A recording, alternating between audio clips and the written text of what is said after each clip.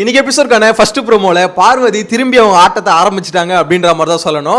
ஞாயிற்றுக்கிழமை என்னதான் அடி வாங்கியிருந்தாலும் சரி, திருப்பி திங்கக்கிழமை காலையில் கண்டென்ட் நான் தாண்டா கொடுப்பேன் அப்படின்ற மாதிரி ஒத்த காலம் நிற்கிறது யார் தெரியுமா? பார்வதி தான். ஆக்சுவலாக பார்வதியை மட்டும் யாராலையுமே கண்ட்ரோலே பண்ண முடியல. அதே மாதிரி விஜய் சேதுபதியும் பார்த்தீங்கன்னா பார்வதியை என்கரேஜ் பண்ணுறாரு. என்ன ப்ரோ சொல்கிற, வீக்கெண்ட் ஆனால் அடி அடிக்கிறாரு, இது எங்க ப்ரோ என்கரேஜ் அப்படின்னு கேட்டிங்கன்னா அவர் என்கரேஜ் தான் பண்ணிட்டு இருக்காரு.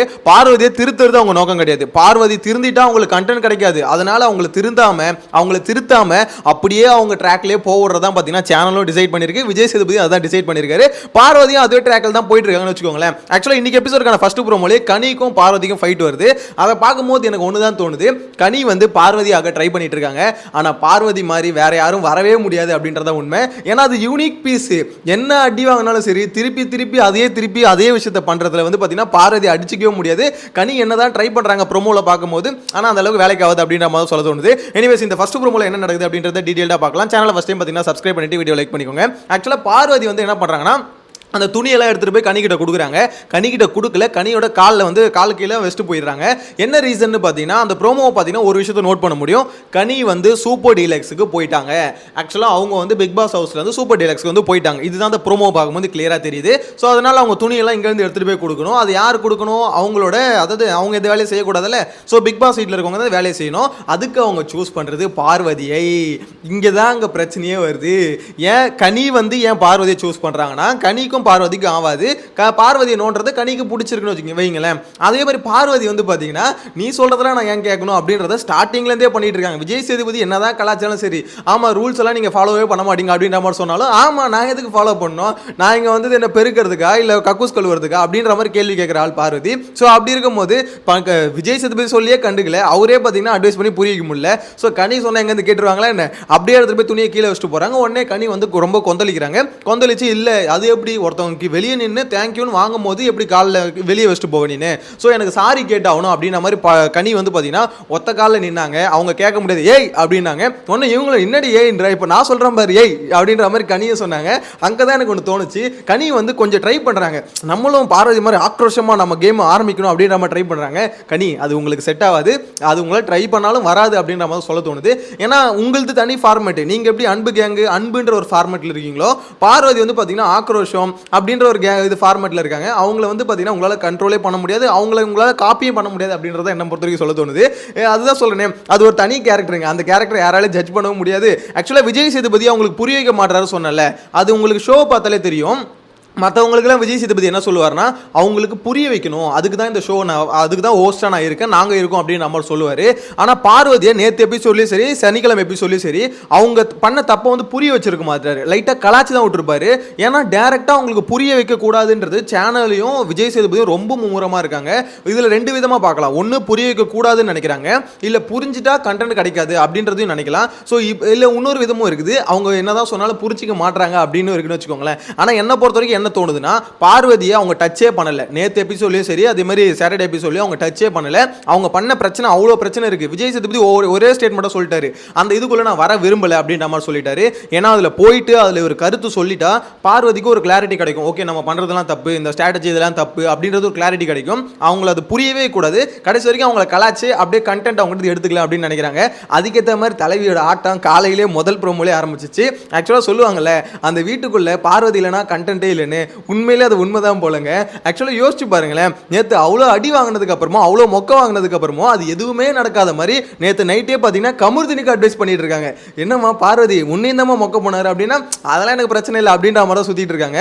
ஆக்சுவலாக இந்த மாதிரி பீஸிங் வந்து ரொம்ப ரேரு. அது எவ்வளோ இது பண்ணாலும் அதெல்லாம் ஒன்றும் இல்லைடா, அதில் சும்மா இதெல்லாம் ஒரு மேட்ரா அப்படின்னு நம்ம சொல்லிட்டு போவாங்களா, அந்த மாதிரி ஒரு பீஸ் பார்வதி. ஸோ இப்போ பார்த்தீங்கன்னா அந்த முதல் ப்ரோமோல இதில் யார் மேலே தப்பு இருக்குது அப்படின்னு பார்க்கும்போது, கனி மேலே தப்பு இருக்கா இல்லை பார்வதி மேலே தப்பு இருக்கா அப்படின்னு ஓப்பனாக பார்த்தோன்னு வச்சுக்கோங்களேன். இதில் வந்து பார்வதி வந்து என்னால் பண்ண முடியாதுன்றாங்க, கனி வந்து பண்ணி தான் ஆகணுன்றாங்க. ஸோ அப்புறம் பண்ண முடியாதுன்னு வச்சுட்டு போனாலும் சாரி கேளுங்கன்றாங்க.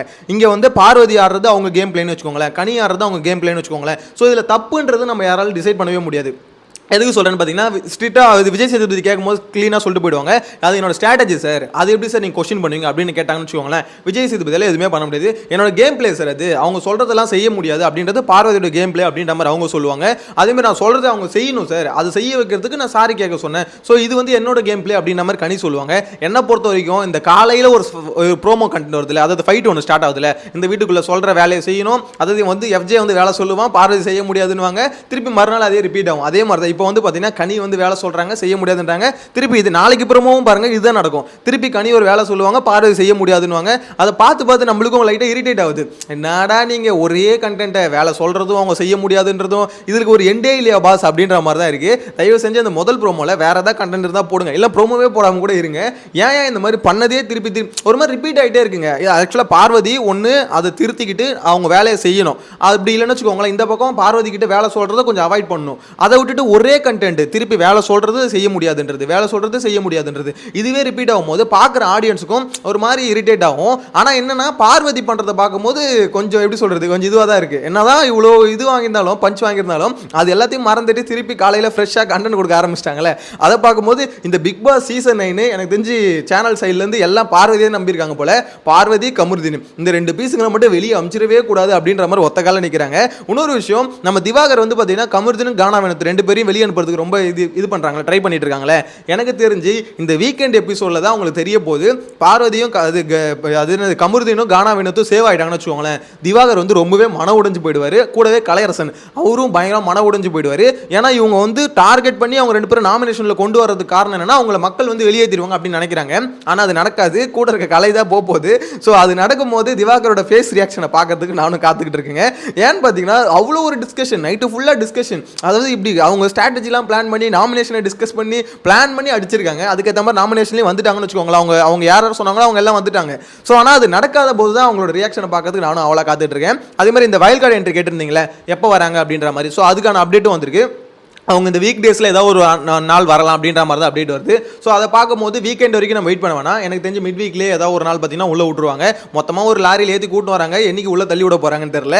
என்ன பொறுத்த வரைக்கும் வைல்ட் கார்டு என்ட்ரி வந்ததுக்கப்புறம் நிறைய பேரோட கேம் வந்து சேஞ்ச் ஆகிறதுக்கு வாய்ப்பு இருக்குது. குறிப்பாக அன்பு கேங்கோட கேம், அதுவும் அந்த கனி வந்து சூப்பர் டீலக்ஸ் போயிருக்காங்களே, இப்போயே அவங்க கிட்ட ஒரு கேம் பிளே வந்து சேஞ்ச் ஆனால் பெட்டர் சேஞ்ச் ஆகும் அப்படின்ற மாதிரி நினைக்கிறேன். ஏன்னு பார்த்தீங்கன்னா இவ்வளோ நாள் வந்து அவங்க எல்லா வேலையும் செஞ்சுக்கிட்டு இருந்தாங்க, இப்போ வந்து வேலை சொல்லணும். ஸோ இப்போ கனியோட கேரக்டர் என்ன அப்படின்றது தெரியும். எப்போவுமே ஒரு இடத்துல நம்மக்கிட்ட பவர் வரும்போது அதை எப்படி யூஸ் பண்றோன்றது தான் மற்றவங்களோட கேரக்டர் தெரியும். நிறைய பேர் அந்த சூப்பர் டீலக்ஸ்ல போனதுக்கு அப்புறம் தான் மாட்டிக்கிறாங்க.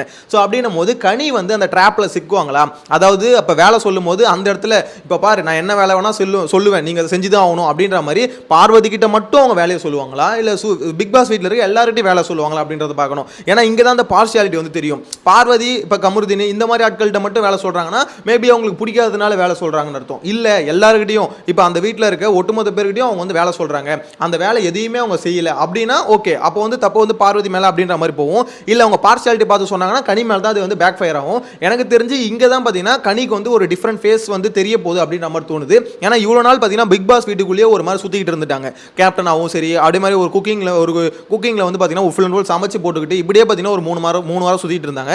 ஸோ அப்படி இருக்க கனிக்கு வந்து ஃபர்ஸ்ட் டைம் பவர் கிடைக்கும் போது அவங்க எப்படி பிஹேவ் பண்றாங்க அப்படின்றத பொறுமையா வெயிட் பண்ணி தான் பார்க்கணும். என்ன பொறுத்த வரைக்கும் பார்வதியோட ஆட்டத்துக்கு ஒரு எண்டே இல்லடா அப்படின்ற மாதிரி தான் சொல்ல தோணுது. ஸோ விஜய் சேதுபதியும் அவர் திருத்தவும் மாட்டாரு, அதே மாதிரி இவங்களும் திருந்தவும் மாட்டாங்க. கண்டென்ட்டும் பார்த்தீங்கன்னா வரதும் நிற்காது. ப்ரோமோ கண்டென்ட்னாலே பார்வதி கண்டென்ட் அப்படின்ற மாதிரி தான் மாறப்போகுதுன்னு நினைக்கிறேன். உங்களோட கருத்து மறக்காம கமெண்ட்ல மென்ஷன் பண்ணுங்க. சேனலை ஃபர்ஸ்ட் டைம் பார்த்தீங்கன்னா சப்ஸ்கிரைப் பண்ணி நெக்ஸ்ட் வீடியோவில் மீட் பண்ணலாம். Bye by.